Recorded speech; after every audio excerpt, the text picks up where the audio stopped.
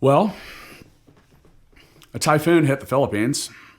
Now, it's not an uncommon thing. 20 to 25 typhoons hit the Philippines every year.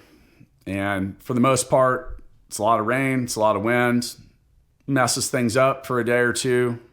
Everyone cleans up the mess and gets back to work.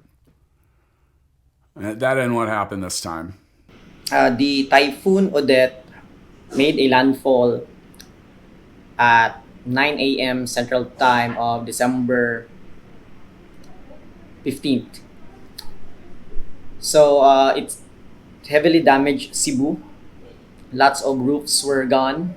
Some houses were just get heavily damaged. Some roots, trees are uprooted.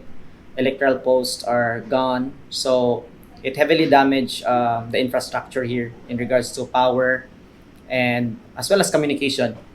When we started full scale, the company grew really quickly. And with that, there was pretty much an insatiable appetite for office space. And we needed it. And then the pandemic came. And we went from having a couple hundred people in an office setting every day to none at all. I still had to pay the rent. We had a lease and it's expensive. And it felt like a burden. We were relieved of that burden after the typhoon hit. Having somewhere for all of our folks to at first just seek some refuge, have access to internet, power, water. We were looking at an entire population of our company without power, without internet. So we would have had no ability to do anything. So the office went from being an awesome place to being a huge burden to being something that was an absolute lifeline and necessity for us in the days and weeks after the typhoon. We are here at the office. There are a couple of employees here who reported to work. Number one reason is they want to charge their laptops, their mobile phones, and get an internet access. Since the last time I sent the email when I woke up at 6 a.m. our time, I can no longer access the internet. I can no longer send an SMS message. So there's really a disruption. So we would be expecting an influx of employees probably next week if everything would not be resolved during the weekend. The day after the storm had passed, Nax, who's our senior development manager, he went down to the office just to see if anything was running and if anything was there. And I asked him, I said, how does it look everywhere? And he said, horrible. I then only began to wrap my arms around how powerful this storm was and the damage that it created.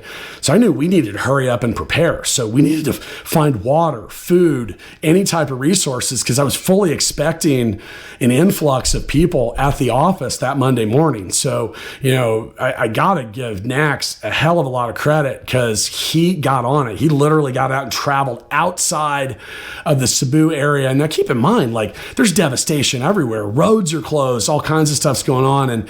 And he really worked hard to acquire the things that we quite honestly take for granted when it comes to being available and accessible, like water and snacks and food. When COVID hit, we ran out of toilet paper. Imagine what it would have been like if we ran out of water, clean drinking water. So yeah, overall, we began to learn a lot about how unprepared we were. So we had to hurry up and prepare. Okay, hi Jedi, how are you? I don't know what I'm feeling right now, but I'm trying to get by. No one, everyone's safe, but some friends and their family, they haven't been able to contact them, so it makes me anxious as well, but just believe that they're safe. Have you received any reports on some of your members if they were hurt or not hurt? Not really from my team, but I have from my family in Lapu-Lapu. I think relatives died, something fall up in their house, and then me and my family is still pretty fine. Fortunately, there weren't any injuries on our part. We're here. I'm here because I needed to get internet connection. We don't have any power. Yeah, our place was badly, destroyed, and but thankfully we're safe. Mm-hmm. So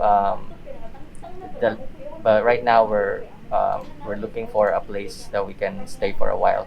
Yesterday was kind of scary because the wind was very strong in our place, and then I was afraid actually that the windows would break, and then but now everything subsided. But I don't have any utilities at home, so there's no internet, power, and then drinking water is almost run out. I'm thankful that we're safe, and then we're doing okay. The day after the typhoon hit and we realized how terrible the damage was, we immediately sent over $40,000 in cash and started distributing it in cash. We literally had to distribute it in cash because our employees were telling us that the banks weren't open because they didn't have power, they didn't have internet, and lines at the ATMs were like 4 hours long. Lines to get water, 4 hours long. We just knew that there was likely to be a pretty big pilgrimage of people headed to the office. So we prepared for that. We got ready. We procured 1,000 bottles of water and food and some other stuff. And it was very emotional just to see people that you know that are working with you towards your success and their own and your clients and all of it. And next thing you know, you hear that they had to leave their home because the roof is no longer there. Really, in the end, this last week has been loaded with really stark reminders about the things that are important in life and the things that we take for granted in the United States a lot. And I don't know. It was a real reality check. It took us 7 days. 7 full days to simply account for the safety of 210 employees. 4 days later, we had only found 70% of our employees. That's leaving dozens of people that we didn't know if they were even alive. It's a shitty thing, man. It's the 7th day when the Typhoon Rai, or we called it Odette here in the Philippines. So throughout that 7 days, so we started planning in Friday, which is December 17th, wherein there's a loss of power and internet in our home. So we reach, some of us head to the office, including the Julie and Renato.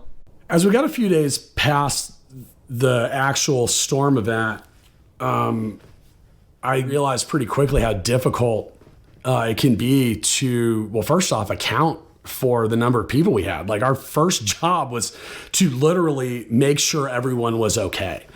We started by creating some basic surveys. We had to come up with something that was lightweight and accessible and easy to answer questions. Starting with, first off, are you okay? Second, are you in a place that is safe? And, unfortunately, we had some people say no to that and made it possible for us to understand the actual situation that 200 plus people were in.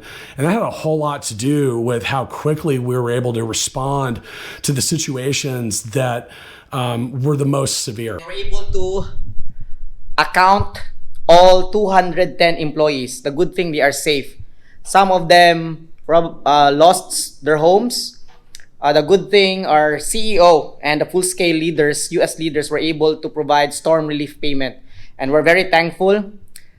It was a big hit for employees, for them to be able to claim the relief payment in cash. Some of the bright lights that came out of this is, we managed to have already raised almost $25,000 in donations from our clients and also from the Startup Hustle community. The Startup Hustle chat. And we started auctioning off, collecting donations, and giving people tickets in the full scale suite. I don't need those tickets. I'll sell the whole year, every event, every ticket, if it means that the proceeds are going to go to the people that need the help. That's part of that reminder of what you need and what you want. I need to help people. So, and that was a pretty amazing response. Overall, that's we're on the 8th day at this point, and there's still a lot to figure out. I know we're going to be all right. I know that we'll figure it out. We always do. Christmas Eve. It's Christmas Eve here in Cebu. We are here at the full-scale Cebu office together with the Cebu leaders or the leadership team. So Renato and Julie. So we also have our HR manager who's leading the HR team, reviewing the survey responses as well, ensuring that people have responded to the survey, especially for those who felt unsafe, that we would be able to provide support. So most of the employees already took their vacations and they're no longer here in the office. It is our tradition here in Cebu that we spend most of our time on the 24th with our loved ones in order to celebrate and wait and stay late at night until 12 midnight to celebrate Christmas, Filipino tradition. So in behalf of the Cebu leadership and management team, thank you for all the support. Despite what happened, we continue to rise and resilient. Thank you. See you next time. Just knowing that our employees were going through what they were going through was it sucked, and it really it certainly didn't feel like Christmas. And I know that so many people there had the same feeling, and that it really had to change our entire approach to communication and all of it. And I mean, as far as like the overall everything, I mean, that was really one of the harder things when it came to the overall situation. So, I mean, it was a challenge. I'm hoping we never have to go through this again at any time of the year, and certainly not at Christmas time.